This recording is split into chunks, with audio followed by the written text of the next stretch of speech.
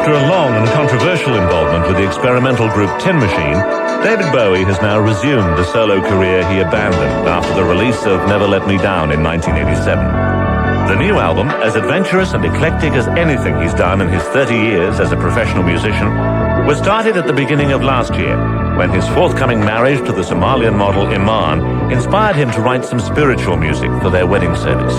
I guess that was the real plunge that caused this to be a solo album. Because of Iman's parents being Muslim, and her whole family is Muslim, and my family is Church of England, Protestant, whatever, however lapsed. And we were marrying in a church in Italy. It was important for me to find something that also wasn't, had no sort of representation of institutionalized and organized religion, of which I'm not a believer. I must make that clear. And so I started writing the music for the service that again, tried to reflect and incorporate the feeling that I felt that we had as a relationship and what our relationship meant to us. And it was strictly instrumental, but just to try and find those passions and those spiritual feelings that we had with each other. And doing that opened this sort of virtual floodgate of sort of other emotions and things that I kind of wanted to say and delve a bit deeper into the last 2 or 3 years of my life. And it by virtue of that, became an album of writings and even incorporating other people's songs to reflect the ways that I felt about things. I mean, Night Flight by Scott Engel, for me, was an absolutely accurate summary in a way of how I felt what our relationship was. It was something neither of us had really expected and probably didn't want.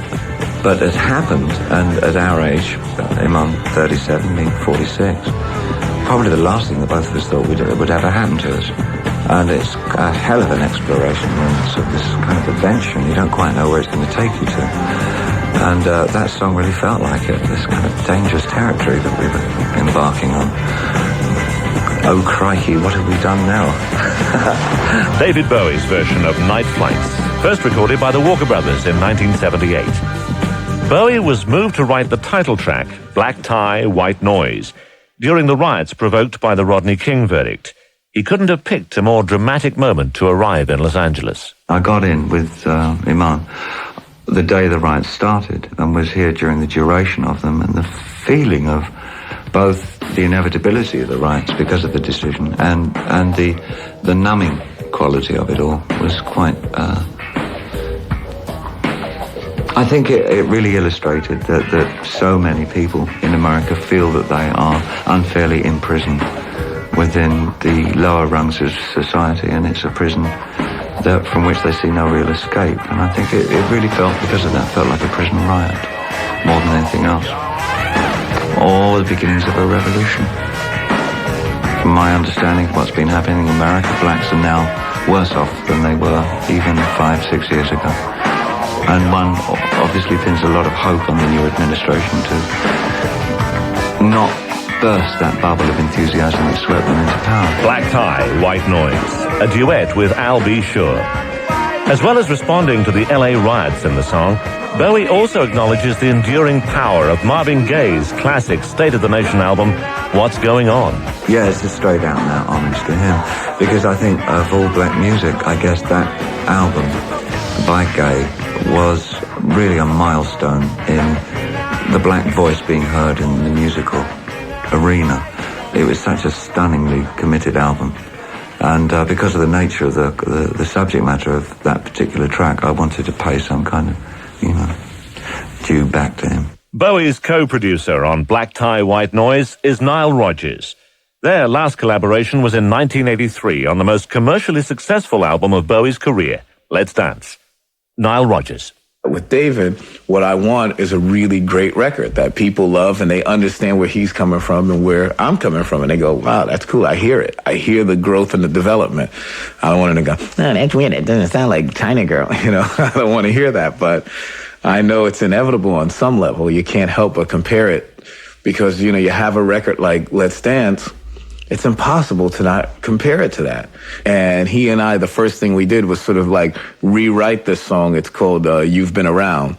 And we started writing, it's strange, like almost by like airmail or something. I always used to see these games of chess being played by two masters in remote corners of the world, you know? And that's what it was like. You know, David would call me from Switzerland and say, I'm sending the tapes to you. Now you work on them for a while, then I'll work on the stuff, then send it back to him in California. Then we get together for 2 or 3 days only, work on it together, then write a new song. And that's how we started the record in the beginning. And it was a lot of fun because you could work and then you could sit down and compare notes. And the thing that was really fantastic about Dave at this time is that he was so at peace with himself and everything that had taken place over the last few years that once again we were doing the record and he was paying for it out of his own pocket, but there was none of that pressure. He didn't say like, well, you know, now we got to finish this record in 2 months. He was like, I don't care how long it takes and how much it costs. As a matter of fact, something really funny that he said to me, which I actually think is brilliant, which sort of sums up his whole new attitude. He says, unlike the last time we did the record where we were concerned with every penny, this time he says to me, he says, Nile, let me know when we get to somewhere around $3 million. He says, because the way I look at it, we got about $4 million to make this record. I said, boy, that's exactly the opposite of before. No record ever cost $3 million, but he was dead serious. I mean, you could sort of sum up his whole artistic and personal and spiritual development in that one statement. Bowie's new album was Jump, they say, a song partly inspired by Bowie's stepbrother Terry, who was to take his life after a long history of mental illness. And that's where we pick up our conversation with David Bowie in this series of 3 exclusive previews. I've attempted to at least get near the situation of his suicide, which for me was absolutely incomprehensible and probably something I refused to accept for quite some time because I hadn't made any contact with him and I felt probably very guilty that I hadn't made any physical contact. I've lost that guilt now because I don't really believe that anything would have prevented his suicide. I'm not naive to believe that one man can really save somebody who's in such a state of absolute depression, that it can really be done. Everybody does have, in the end, control over their own lives and over their own destinies. But it has bothered me an awful lot. The song is not biographical by any stretch of the imagination. It's my impressions of what I believe I felt about Terry, and in conjunction of how I felt about myself, metaphysically jumping into things. So it was really a combination of both of us. There is a philosopher that, his name, I wish I could remember, who said that one creates the doppelganger so that you can inflict one's own fears and guilts and passions and the darker sides of one's personality onto that doppelganger, and then you kill him and hope by doing that you no longer retain those weaknesses and faults yourself. I feel that's probably played not a small part in my life. The idea of the doppelganger as being somebody that I can affix my own fears and paranoias on. Artists are really messed up, you know. Over the years, it seems that I've mythologized my stepbrother far more than and more actively than he actually took part in my life. I know that one, he did guide me towards reading a lot more than I read, and steered me to areas that I wouldn't probably have found on my own, things like Jack Kerouac and beat authors. And I know he had an interest in jazz, but I've subsequently read that I've said that he took me to jazz clubs, which is not entirely true. I would love him to have taken me to jazz clubs, but I just used to take myself to jazz clubs. I did, in fact, take him to a Cream concert at Bromwell Court, which would have been, I guess, 1967, something like that. And I was very disturbed because the music was affecting him adversely, because he was his particular illness was somewhere between schizophrenia and manic depressiveness. And I know that he was getting to a pretty tranced out state watching Cream, because I don't think he'd ever been to anything as loud as that in his life. And I remember having to take him home because it was really affecting him. It's a mark of Bowie's lasting affection for Cream that he's chosen to revive one of their earliest tracks on the new album.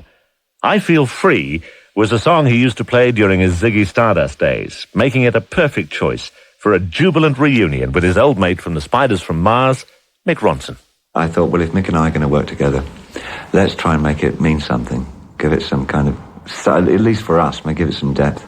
And I just picked on that one because that was an encore number that we used to do. The approach was dictated by the musicians I was working with. I mean, there was no way that it was going to be a copy of the Cream version. The guys infected it with such life that it was just a joy, because I was sort of a little cautious about approaching that song because it's such a sort of classic to Cream fans. But I really like the version we did. I think it's a whole new reading of it, and I think it's very successful. David Bowie's version of I Feel Free, featuring Mick Ronson on guitar. Most of the other musicians on the album were working with Bowie for the first time. Barry Campbell, the bass player, is totally new. He's a guy that Nile had wanted to work with for a few months. He'd found him working in a club in New York as a bass player, and I don't think Barry had done any studio work before, so he was a first time out. A young guy, great, wonderful bass player. Drummer, who coincidentally is also called Campbell Sterling. Sterling I'd known for a long time, actually, because he was the drummer for Duran Duran at one time. When Duran were touring with me back in, must have been, was that the 83 tour? I think so. I think Duran did a stretch with us up in Canada on that tour, and he was their drummer at that period. So I knew Sterling. And then Philip Sazy is a Frenchman who's been ensconced in New York for about 8 years. I guess he's the only session man that we used in as much as the others are kind of working musicians outside of the studio. And he's a wonderful talent. He's been on more albums than one can think of. And the other guys, I guess, Lester Bowie somewhat falls in the category of a Miles Davis type. He's an older guy. He's eccentric and plays much in the same style as Miles. Lester is incredible. He's quite an experience. We only brought him in because it was such a jive thing to do, like the Bowies together at last.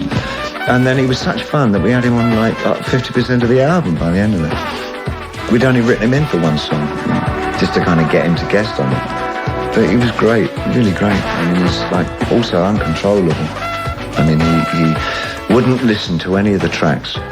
And we'd say, you know, we want you to do this track. He said, don't play me no track. He said, I'm going out there. So just pump it through the speakers. And he would just play. Immediately start. He wouldn't know what key it's in, nothing. And he'd just play, and that was it. And you had to grab what, you know, and then when he finished the take, he said, that's it. You know, well, how about another take, Lester? Oh, all right, but just start it from the middle. Don't tell me where you're going to start it from, you know, and like anything to put him off his guard. He would make the situation so he was, you know, just jumping in at the deep end all the time. He was an extraordinary man to work with. And I had to follow him around the studio, because he wouldn't listen on headphones. He'd have it playing through the loudspeakers. And so you had all this dreadful leakage coming through his microphone when you could get him on the mic. So you had to, like, this one take, we had one guy following him around with a boot because he's wandering all over the studio. I mean, he's something else. Looking for Lester, featuring the saxophone of David Bowie and the trumpet of Lester Bowie, who would tease David by comparing his sax playing to that of Bill Clinton. But Nile Rodgers, who co-produced the album, is rather more complimentary. I actually happen to think his sax playing on this record is really cool. I think that what it is it's like David was trying to explain it to me, what he was going for. And he was saying how it was like a young kid when they get their first guitar and they plug in the fuzz box and they get all these great, interesting sounds. And artistically, they're experimenting with the sound. They love what they hear and they're just thrilled by it. And that's sort of conceptually what he was doing. You know, it's very processed. It's not just straight sax sound.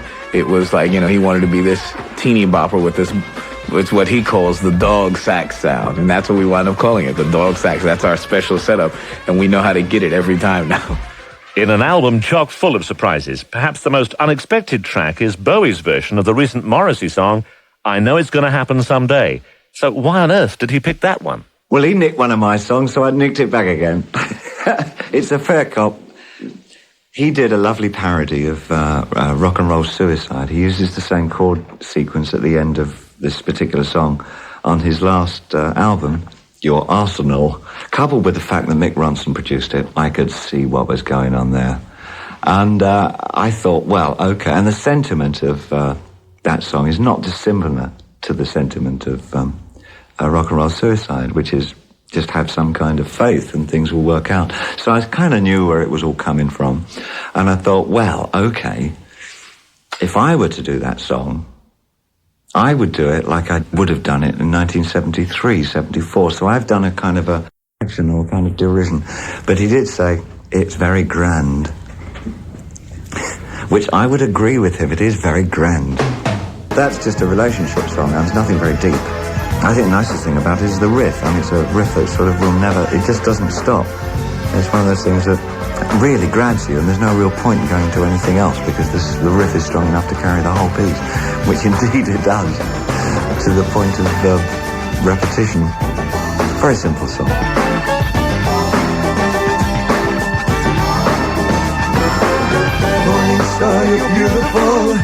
up down on high, spinning around my little room, miracle.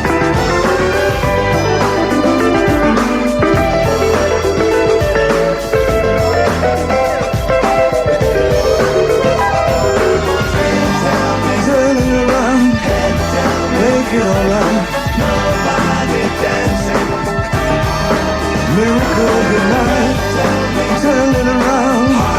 Make it alright. Nobody dancing. It was only make-believe. Miracle Good Night. And while Bowie is a little offhand about the track, his co-producer, Nile Rodgers, is thrilled with it. I think it's an amazing song, and I think that when people think of what David and I would do, because a lot of times you have to think about what people think.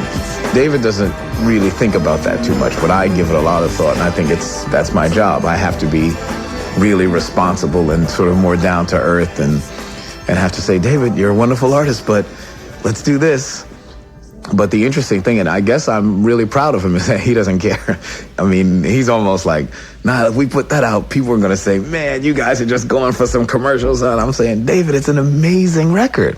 No one's going to say that. And if they do, so what? It's amazing. It's an undeniable, great smash record that you can't stop singing that little hooky harmonica guitar melody. And what David's going through right now is the music is making him very happy again. And because I've been a fan of his, I love to see that. It's funny, for me, one of the great things about this record, and there are many great things, but one of the best things was to see how happy he is and how wonderful and how artistically satisfied he is. Talk to anyone in the Bowie camp and they'll confirm what Nile says. David is feeling very happy about his music, and that happiness has been intensified by a spiritual rejuvenation. Maybe it's something that's been reverberating within me for some time. Maybe it's something that I'm acknowledging, not only in a way publicly, but also to myself. That when one does turn oneself over to God in terms of that one doesn't have the control over life or the circumstances or relationships or anything to the degree that one wishes one could exert, I think it's inevitable that eventually you get to the realization that there is not necessarily something that we could conceive of as a plan, but there is an order in that which we perceive of as chaos, and that order comes from God. And I guess there's some voices given to that on this album, maybe in not quite such a pontificating manner. I'd hate to think that I was a deliverer of polemic. I'm not like that. I work on intuition and impressions more than anything. I think my writing has a lot to do with my impression of life rather than an accurate, clarified view of it. I'm not a Dylan, and I'm not somebody who can sit down and stoically write a clear picture of what's happening, you know. But I can leave a very strong impression of how I feel about things. Too strong sometimes.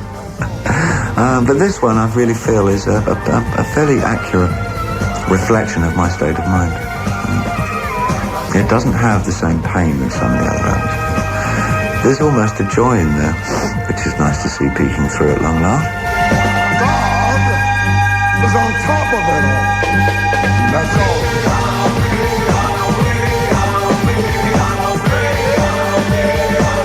The diversity of this album couldn't be more apparent than when you contrast Pallas Athena, Bowie's affirmation of his faith in God, with Don't Let Me Down and Down, his soulful interpretation of a Moroccan love song he'd recently discovered. It was an Arabic album that was sort of lying around the house when Iman and I first met, and it was one of the songs that we were playing all the time. I adored it. I thought it was so quirky and sweet. They did it in 3/4 with, I don't know, bazooka and gong or something. I mean, it was a really strange little song. I put it into 4/4 and made it an R&B ballad, and it kind of worked. I mean, when I took it in the studio and played it to Nile, he couldn't believe that we could make a song out of it that would be sort of recognizable. But I saw this germ of beauty in it. I think it's a very sweet song. Nile Rodgers. The thing that was hysterical about this, I don't know if you'll ever get a chance to hear the original version of this song, but if you do, it's highly entertaining. It seems like these people just bought a drum machine and had no idea how to synchronize it. And they just started they push the button and just let it play free with the band, and it's all over the place. It's just it's just randomly playing. But in the midst of this sort of semi-chaotic track, there's this beautiful song, this incredibly haunting, beautiful song with cool jazz chord changes in the middle of this very chaotic, bizarre production. And we were hysterical with laughter, thinking like, how the hell did David hear this? I always wonder where he is. It's like God touched him or something. Where is he when he hears these things? Where is he when he runs across this kind of stuff? Because if I heard this thing, I'd immediately dismiss it and move on. But he heard it and was thrilled about bringing this to us. And we just all sat in the studio with these perplexed looks on our faces, and we were laughing.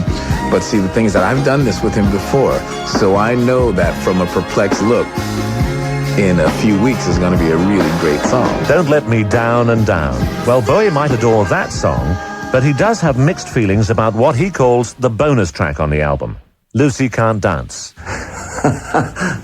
That's my least favourite track on the album. I can't help but tell the truth about that one. I didn't want to put it on the album, you see, but my record company really liked it a lot. And as we're new to each other, I didn't want us to fall out quite as soon as... Well, no, my track record's not bad. But I do tend to inevitably fall out with the companies that I'm with, and I didn't want it to start this early. So I said that as long as it wasn't in the body of the album, but if I could put it on as a bonus track, I'd let them get away with it. I like the lyrics, don't get me wrong. The lyrics are good. I just find the tune so incredibly twee. Nile Rodgers. He hates it. He hates it. He doesn't even want it on the album, and I had to fight. It's amazing that this record has been a battle. He and I, we fight every day because, like I said, to him artistically, he's completely satisfied, and he'd be thoroughly happy without Lucy Can't Dance on the record. He'd be fine. And I had to beg and beg and beg and beg and beg. So finally he's put it on there, and I'm going, David, this is happening. To me, if we release Lucy Can't Dance, Miracle Goodnight, Black Tie, White Noise, we'd be sitting with like a huge record. You know, I'd be, ladies and gentlemen, yes, Nile Rodgers, thank you. I'd like to thank the Academy. I'd like to thank Mr. Bowie for giving me the chance. So, but the thing that's interesting is that he doesn't, and I gotta say, I have a lot of respect for him. He's not worried about that. He's like, forget it. We don't need Lucy Can't Dance. I like going, yeah, we do. Sure we do. Let's put it out right now. I'd be fine with that. I'd be the happiest guy in the world. Put out Lucy Can't Dance, no problem. I think it's a great song. Lucy Can't Dance. Opening the album as an instrumental, the wedding song is reprised as the concluding track, this time with a Bowie vocal celebrating his marriage and his newfound contentment. I see this album as something that had to be written because of my initial wanting to write the church music, but it's not about the wedding. That was a starting point. It's far wider, it's far more diverse than that, because it prompted me into writing a lot more about the subjects and about attitudes and emotions and whatever that have been going through me over the last 2 or 3 years.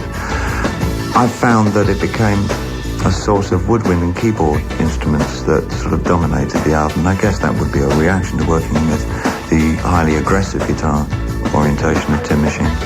And I don't know whether it's polarized the situation, but I would imagine that I may vacillate backwards and forwards in the future between Tin Machine and maybe a wider berth, other avenues that have now sort of been opened up to me on solo albums.